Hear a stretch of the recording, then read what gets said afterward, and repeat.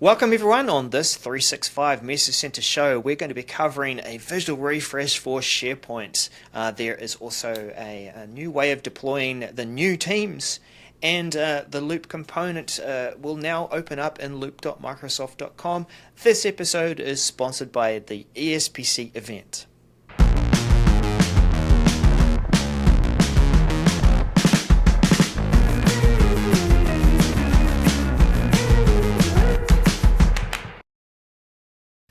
So welcome to this week's episode. Daniel, tell me a little bit more about ESPC. What's going on there? Yes, the European SharePoint and Office 365 and Azure as well conference is happening in November 27th through the 30th. And we are so happy that they are sponsoring and they're giving us a ticket to give away to our audience, and we'll be doing that in the coming weeks. So be looking out for that. The ESPC is a conference that's been going on for a while. One of the largest ones where industry experts and Microsoft people come together and share information with so many people. It's happening in Amsterdam, and you think about of course, the Microsoft 365 tools, SharePoint, but also Azure community will be coming together for that conference. And so you can find more about the conference at SharePointEurope.com. So I'll be there. Love to meet you and greet you and give you some stickers. So make sure that you register now, and we'll see you there. The thing I like about conferences based in somewhere like Europe is everybody's so close. It seems like it's easier to just get people along to events like that with such a variety of expertise and people and community that you can just jump over a few borders and be part of the experience. So that would be fantastic. Exactly. Daniel, I'm getting to go to Melbourne in a couple of days' time over to Australia for that kind of experience. Is that where Melbourne is? Australia, Melbourne. I'm just joking. I'm kidding. Well, it's not like an island of New Zealand. I made that joke last week. Yes. Yeah. This week, speaking of this week, I don't know, you didn't, but you were talking about last week. Speaking of this week, we have some good updates here on Teams. There's quite a few updates we've got on Teams. So I think before we jump in and add value, I'm going to ask everyone to give a thumbs up for this video and give us a subscribe down below. And if you're listening on the podcast, make sure you subscribe so you download every episode and give it a rating on that podcast platform, wherever you get your podcast, of course. Make sure that you follow us on socials at 365MCS on all the socials that actually matter. We're there. We'd love to have conversations with you there. So, hey, I saw your message too earlier this week about us almost at 6 years of doing this show. It has been quite a ride, and thank you for everyone who engaged on that post as well to say, hey, absolutely. Love the content, love the show.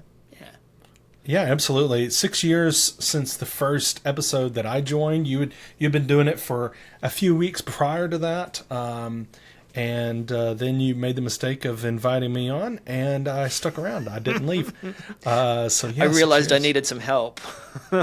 No, I'm happy to be here though. Well, great. And with that, Daniel, I'm happy to hear about the first message that we're going to cover. Okay. It is. Transition. That's it. I'm happy to hear it. Okay. If I said enough of it in there, it's going to. That's fine. Over to you. SharePoint platform visual refresh MC66007. This message, it's a pretty quick one, but I think people will enjoy what it is doing, what's happening, which is giving a nice it is a visual refresh on with softer edges, a different gray palette, rounded corners. In fact, I did have a client who expressed saying there's too many squares. So, giving a bit of a visual refresh. So in this message, you could see they've got some nice screenshots showing where those refreshes are happening, where they're rounding the corners, where they're getting a little softer with the gray, and enhancing, that experience. This is not as big of a change that has been talked about from a design perspective in SharePoint that was talked about and announced previously this year, that will be rolling out soonish, hopefully.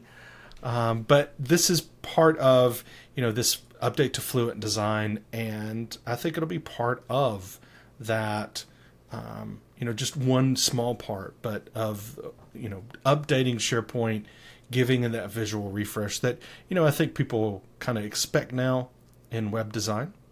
So it's good. Like I said, real quick, this one be rolling out late July, so, now-ish, and expected to be completed by early August, which is, this week, for standard release. So you should be, if you don't have it already, then you should be experiencing it pretty soon, Daryl. So yeah, take a closer look at those corners, and you might find that they're already rounded. Indeed. And if you go and schedule a Teams channel meeting to discuss that visual refresh, then I think an update will help you let everybody have that on their calendars. Certainly. Channel meeting invitation allow organizers to send a channel meeting invite to everyone in the team. That's MC66124. Daniel, I know that you and I are not the only ones who've been confused a bit about how channel meetings work within Microsoft Teams, that sometimes we will send that message out, or rather we will create the meeting in the channel, and everyone will hear about it. And that's what we want, because we want to give them the option, and so they can add it to their own calendars. Sometimes we don't want it to operate that way. And it seems to depend on how you've created your team, whether people have gone in and subscribed to the mailbox behind the team or not. It's a varied experience, isn't it? How have you found and heard from clients about that? Yeah, exactly right. It's when I create a meeting and not everybody got it, why not? And, I think when we were talking about this on social, I brought it up to say, hey, look, this is happening. People are like, wait, we already get emails. And you're right. You chimed in like, well, it depends. Because if a user goes and says, no, I don't want these group emails, and I don't want these things coming, well, then they won't get that. And they'll be absent from your meeting unless they go into the channel and see that it's going on right now. So I think it's good to be able to send the individuals and individual emails.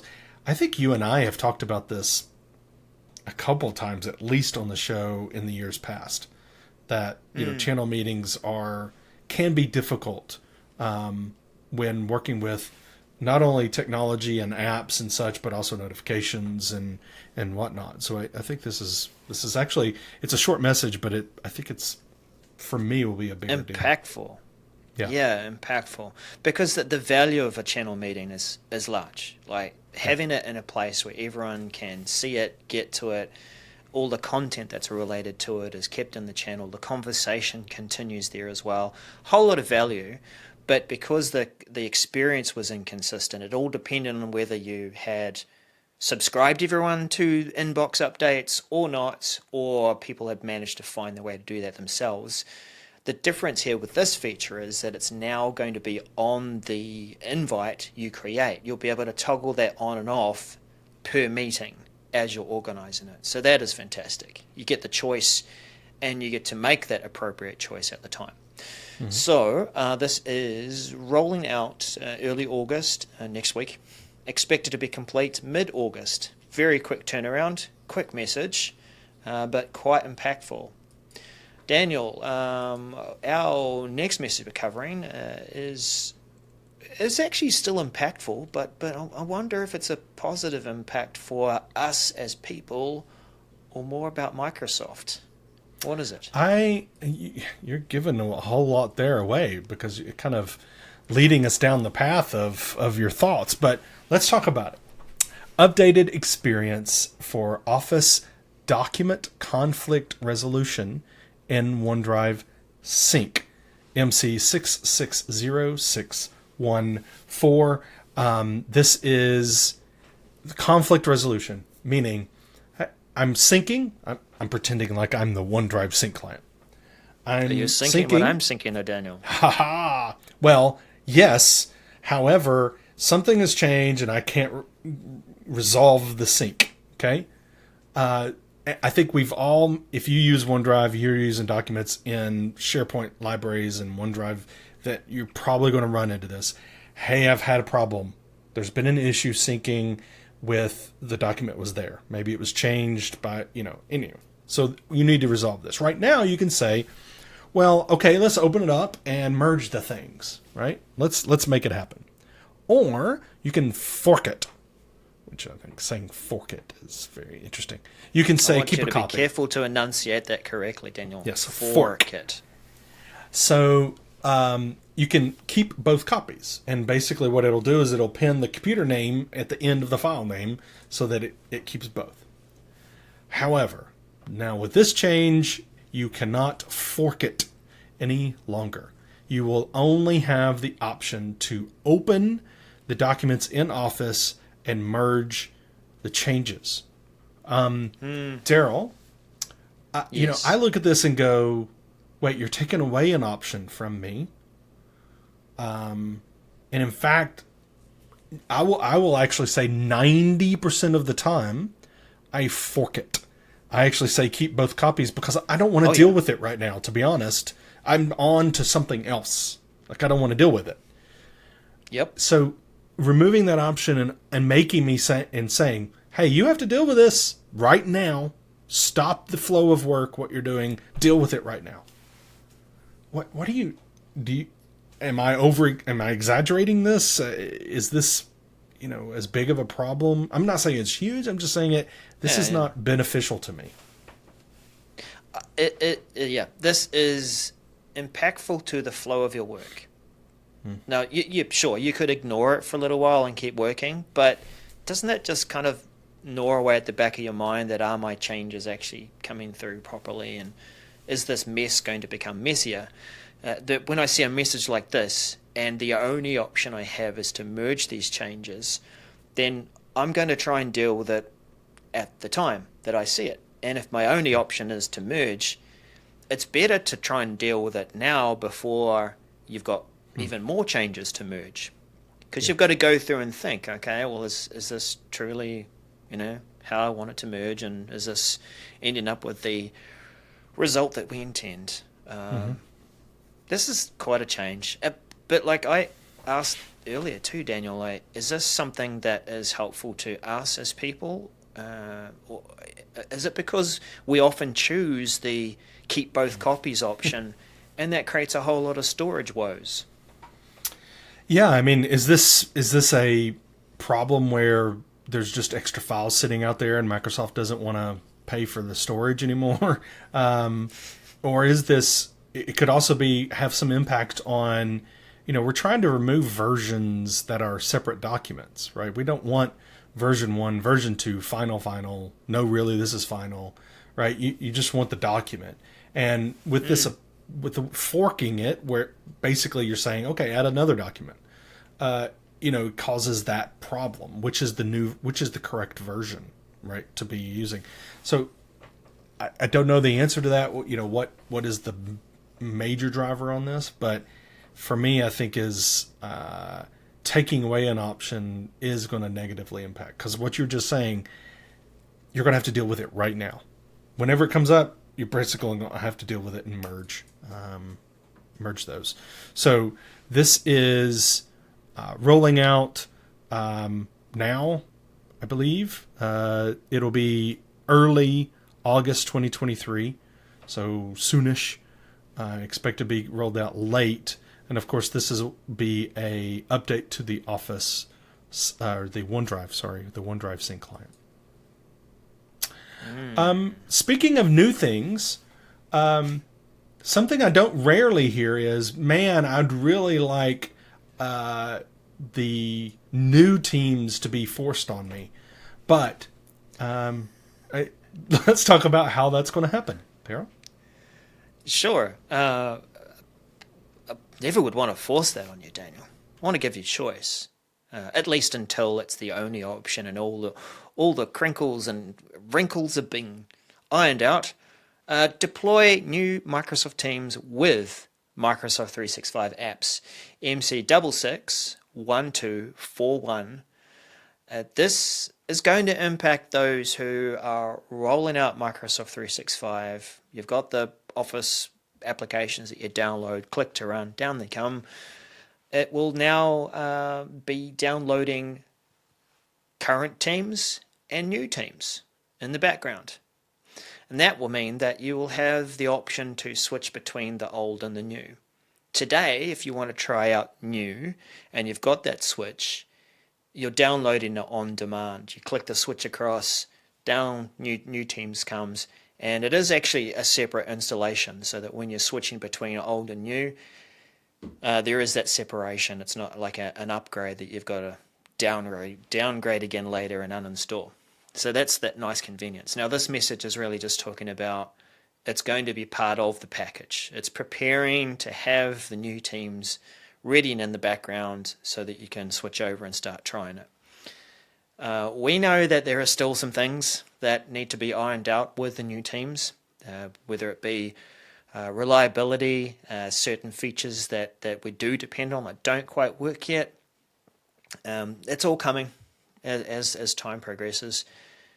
Daniel, do you feel like I've lowered your concerns about having new teams forced on you? Are you comfortable that we're still going to have that switch? No, it is fine because it really actually is a better experience for the user for when they want to try the new experience. Because what you just said, it's actually a negative experience if they don't already have it downloaded, right? Because it has to go and download it. And it's not small. So, it's actually, it helps that first run experience of, oh, I want to try the new one. Well, it's already there. And it can then fire up and show it to them. So for the user, it's better. Obviously, if you think that the classic Teams is going to always be around, you're mistaken. So this is not surprising that the new Teams is being, packaged up, part of the M365 apps. It's not. But plan that, plan for that extra bit of bits, extra bit of bits, that extra load of the new Teams being part of the M365 apps being deployed initially. Yes, and it's kind of forward planning for that. Once you have the new Teams there and in the background, even if you're not using it, it's going to receive updates to it so that when you do choose to use it, it's not just dealt with as just this separate app that needs to be managed and updated. It will happen. So you're you're already reducing some of that admin workload. Now, if you do want to prevent the automatic installation, there is an option that's talked about at the bottom of the message. You can go through that and use config.office.com to make a couple of changes to a policy there, and put it off for a bit longer. But just try it out. See how it does help to prepare you and your organization. Moving right along to another Teams message. Daniel, tell us about meetings. Yes. Join third-party meetings from Teams, MC661228. This is really addressing an issue that I've experienced multiple times. Many times. Let's make sure we're clear. Is if you're working with an organization maybe that has sends you an invite to a different online meeting platform, and you open up that meeting in Teams. What do? Well, you open it up from the calendar and go, oh, this is not a Teams meeting. So now I've got to, hopefully it's hyperlinked properly, and I can just click on it, and then it opens up in the browser. If not, copy, paste, figuring all that out. So what this is doing is Teams is going to be smart and say, okay, I can recognize this is an online meeting. It's not Teams, which means you're going to have a subpar experience. But, it's withholding its opinions. It's actually just going to say, okay, fine. Too bad for you. You're not going to have optimal experience, but all right. It's going to light up the join button so that when the user clicks the join button, sorry, actually I just visualized this little pop-up that comes up before that, Daniel, that says, are you sure you want to use this other product? or it just says, just a reminder, this is not Teams, so don't blame us when you don't like the experience. Yeah. So I think the question here for me, Daryl, though, is how is Teams going to know to light up the join button? Is it going to look at the body of the message and go, oh, there's a hyperlink there? Is it going to be smart, or is it going to be like, well, I'm going to look for these 4 platforms, and if it says that anywhere, it's then, or does the location field, have to have the URL? Like, I don't know how it's going to work, because I get different ones. Sometimes there's a URL there in the location. Sometimes it just says, whatever platform it is, Google Meet or whatever it is. Mm-hmm. Mm-hmm. So I just don't know how that's going to work. What are your thoughts on that? What do you think? You think it's going to be just smart? I think you're asking all the right questions. Yeah, I think you're asking all the right questions. A standard Google Meet invite will have a certain format, and it will have the link added to it in a certain way. I think it's going to be looking for those standard kinds of invites from the platforms that will be supported, the third-party platforms, because that'll know what to do with it based on the link. It'll light up the join button so that works within Teams, and you can go through to whatever that third-party platform meeting solution is. We know that even in Teams scenarios, there are some of us that have to organize meetings where we're taking those details and we're dropping them into a separate meeting invite entirely, and even then the join button doesn't light up. So that's why I think it'll be all based on whatever that standard meeting invite looks like and whether the button will light up. 100%.